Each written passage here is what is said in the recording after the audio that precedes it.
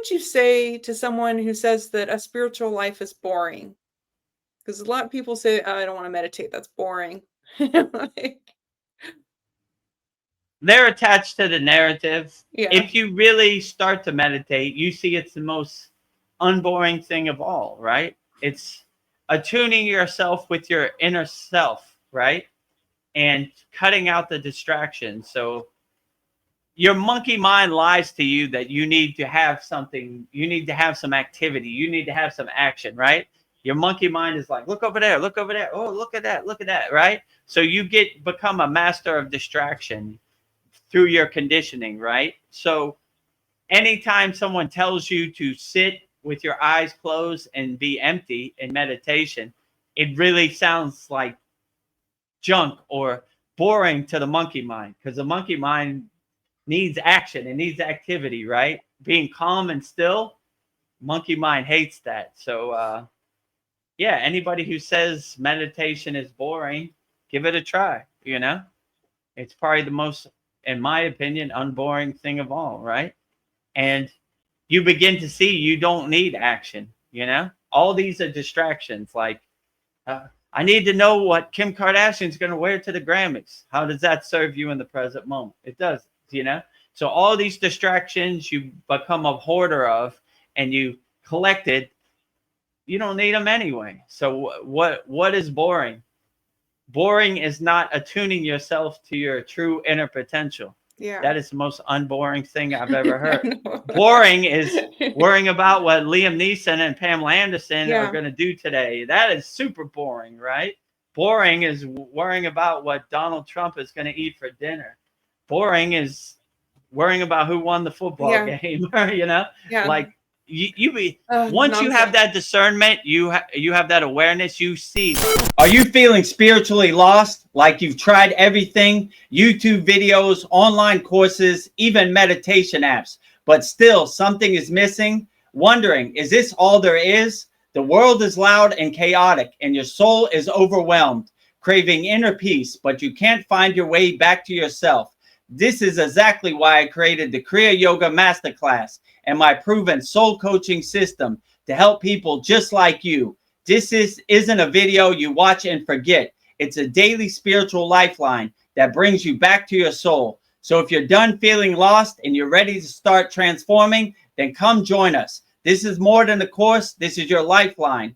Go to kriyayogamasterclass.com. All the things you think you are interesting are really boring anyway. You just are drinking the Kool-Aid, you bought the farm, you attach yourself to their narrative. Like, these people are professional attention stealers, right? Look over here, look over here.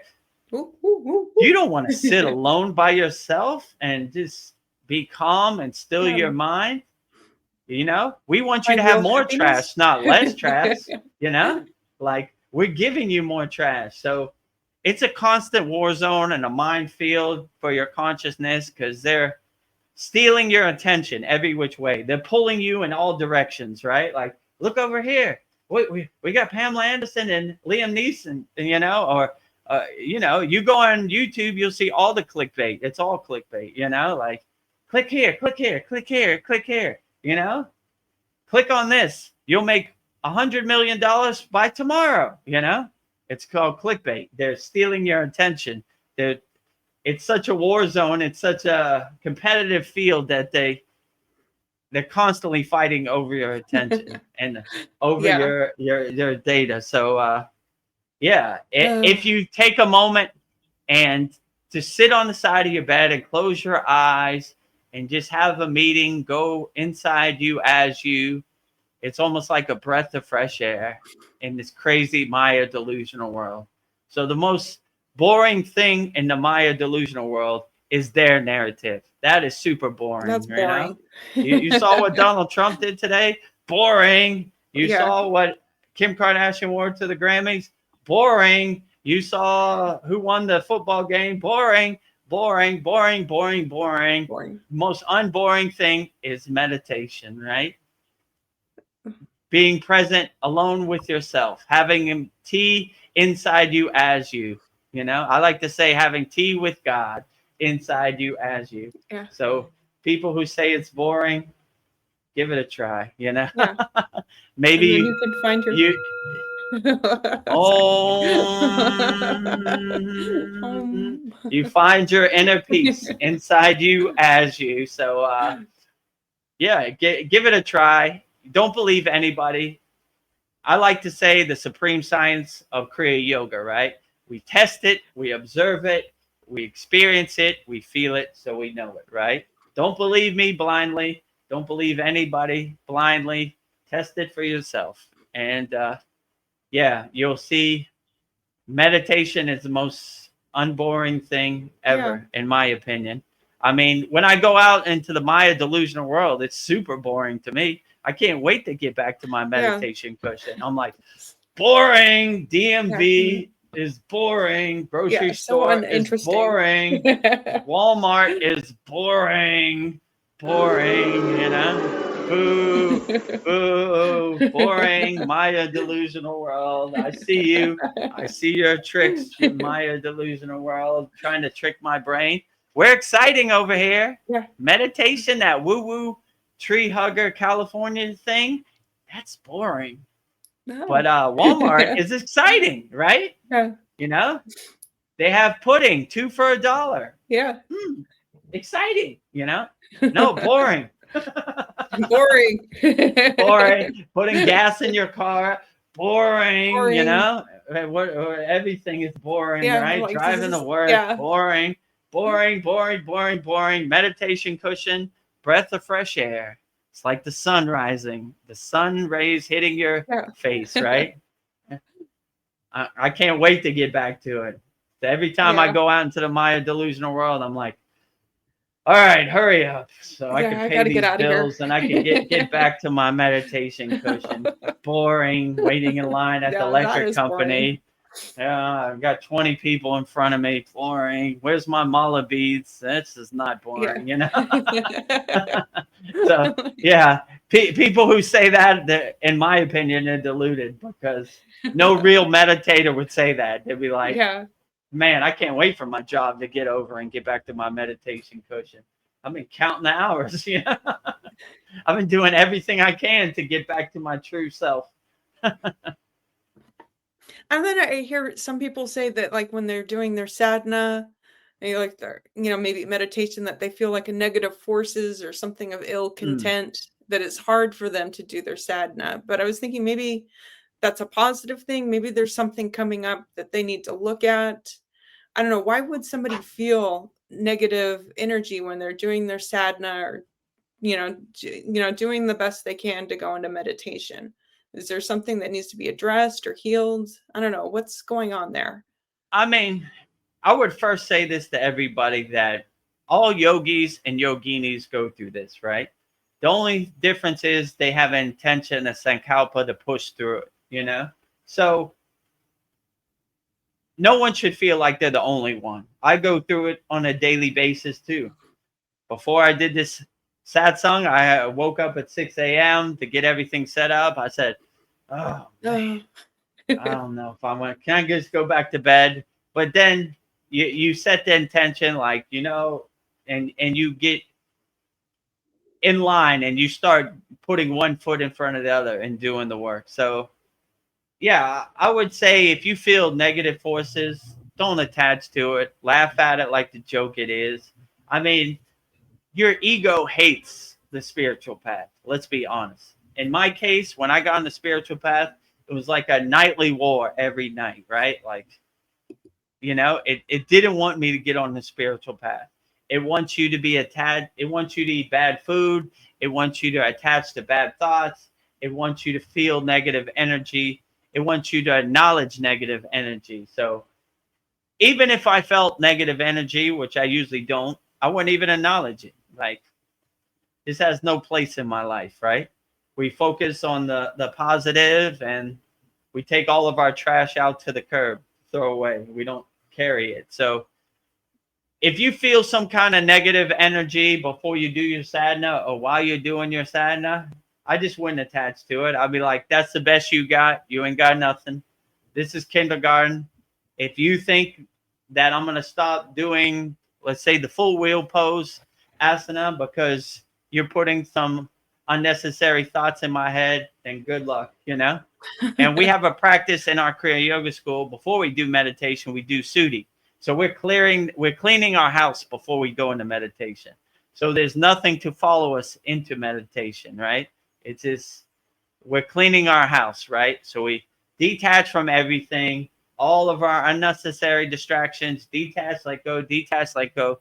When we're clear, then we can have a profound and dynamic meditation. But yeah, so I would say clean your house before you invite visitors over.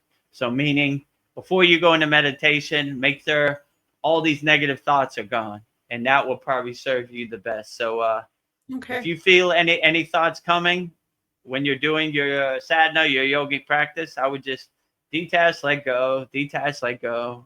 I don't care what you say, ego. We're doing this today, and I am the boss. You know, I tell you what to do. You don't tell me what to do. So get lost. You know, full wheel time. Do you feel like something inside you is quietly breaking down? Like you've tried all the right things, meditation apps, self-help books, endless YouTube rabbit holes, but nothing matters. The emptiness just stays. The world keeps spinning faster. You are drained by the noise and pressure of it all. You are not broken. You are just disconnected from your soul. And that's exactly why I created the Kriya Yoga Masterclass and my proven soul coaching system. This isn't another feel-good video that fades by tomorrow. This is a living spiritual practice, a step-by-step system to heal yourself within. So if you're exhausted from searching, I invite you to take the first step. Go to kriyayogamasterclass.com. Yeah, if I do feel that, which I haven't felt recently, but I'm not above it. Like, let's say I'm doing the full wheel pose and I get some negative thoughts right when I'm in mid pose, right? I'll just be like, that's the best you got. I'm going to hold this pose even longer. You know, I'm going to make you pay, right? You know? Right? You think you're going to stop me? We were going to go 5 minutes. Now we're going to go 10 minutes. Eat that, ego. That's the best you got. You ain't got nothing. Light work. Kindergarten over here. So, yeah, look at your negative thoughts as like a game, like an opportunity for you to overcome. Like, oh, I was wondering when I was going to use these kriyas. The day has now come. Here it is. There it is. Right? Drum roll, please. Right? The day has come. The opportunity is now here, and we could get to work. So, yeah, anytime a negative thought comes up, see it as the opportunity to overcome, and that it will serve you good, you know, and just laugh at it like the joke it is. So, yeah, if it happens to me, I lean into it, you know. So I'm like, I see you, you know. I see you. And like I said, like I focus my Shakti, my Bindu, my Tratak on the negative thought and melt it like the Wicked Witch of the West. Melting, you know? Melting, melted away, right? Goodbye, right? So melting away like snow in the sun. So, yeah, anytime a negative thought or a negative emotion comes up, see it as an opportunity to break out your Kriya Yoga tools and do your inner work and melt it away. Yes. I would say. I don't know. I've been thinking about something you said a while ago that when you slept in your caves in the Himalayan mountains, it was the best sleep of your life. And I was thinking sleeping on the floor, maybe that's better for your body to like for your bone to sleep on a firm something firm instead of like a soft mattress. I guess the ground can like relieve the pressure off your body. I don't know. A soft mattress makes your body weak. So I was thinking, again, sleeping on firm surfaces could make you stronger. I don't know. I've been seeing a lot of videos where people are like sleeping on rugs, but it takes a while to get used to it. I don't know. And it would be so much cheaper to not have a mattress. Cause I remember I and my husband, we bought our mattress like 5 years ago and it was $3,000 for this mattress. And if you don't rotate it every so often, then it's just like you're sleeping in a hole. So I forgot to do that. Now I'm sleeping in a hole. So, but I was thinking, yeah, maybe, I don't know, that's something to work towards, is like sleeping on a hard surface and getting back to sleeping on the ground. And then if you could sleep on the actual ground or in a cave, you'd be grounding yourself too. I was just thinking that would be like something really good for you.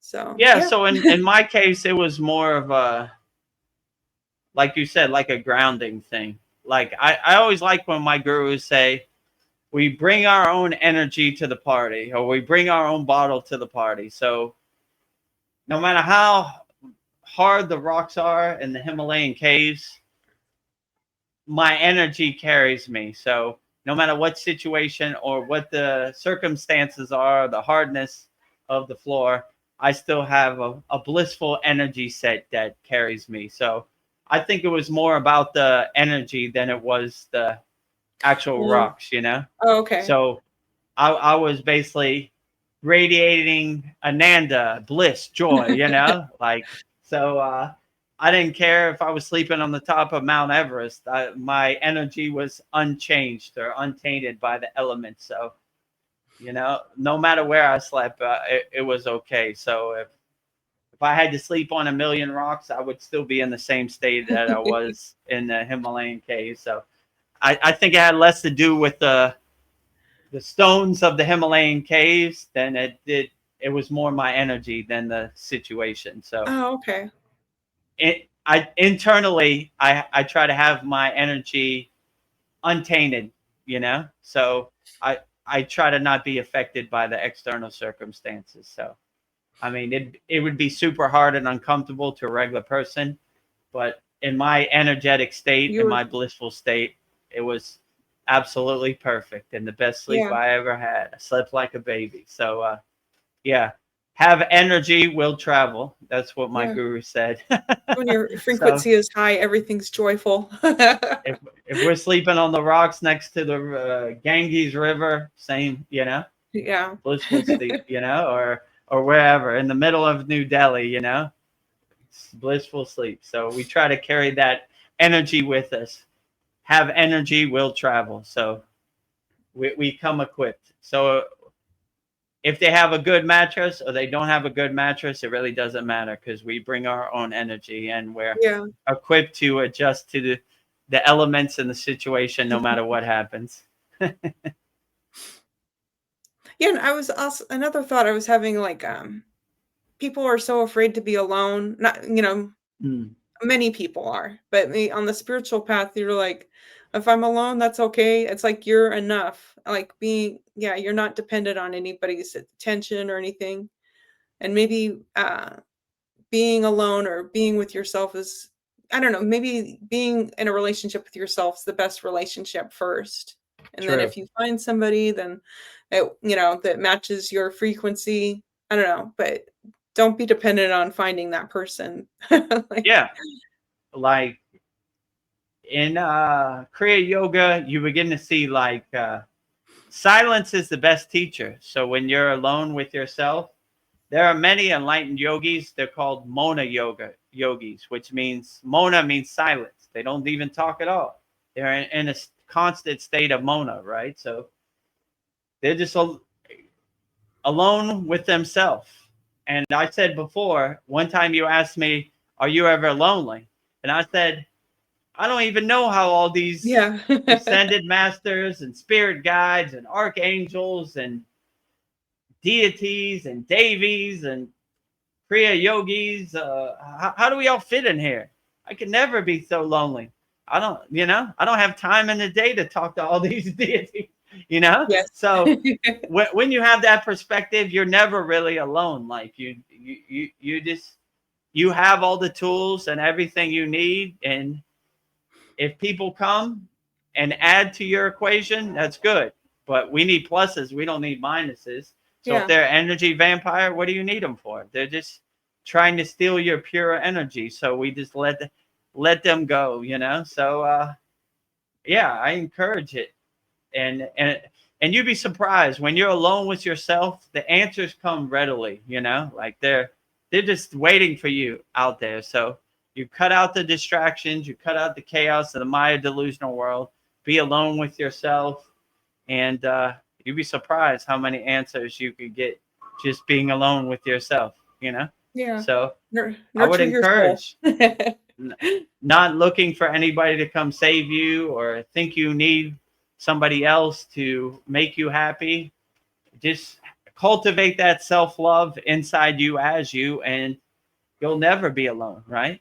Yeah. Have energy, will travel, you know? So well, no matter where I go, I have all these ascended masters and all this essence and presence from the higher planes, and I don't know how we all fit in this car. Yeah. I need some room. Give me some elbow room. Come on, Baba G. Too close. Oh, too close. Back up. Right? driving like this, you know? Om Kriya Babaji Namo, you know? I want to fly like an eagle. Let my spirit carry me. Time keeps on slipping, slipping, slipping into the future. So yeah, we're singing songs driving the car all together, right? Like you know, karaoke in the car. Mantra karaoke, mantra japa karaoke with all the invisible ascended masters in my car, you know? Road trip. Yeah. I just saw a beautiful quote. I don't know, I really love it. It says, if you can succeed at loving imperfect people, then it becomes plausible that somebody could love imperfect you. We don't need to be perfect. Yeah. Yeah, you don't, this is who I am. Love me or leave me alone, you know? And I accept you for who you are, you know? And my daughter just turned 16. I would prefer to her be a yogini and be on the spiritual path and meditate with me.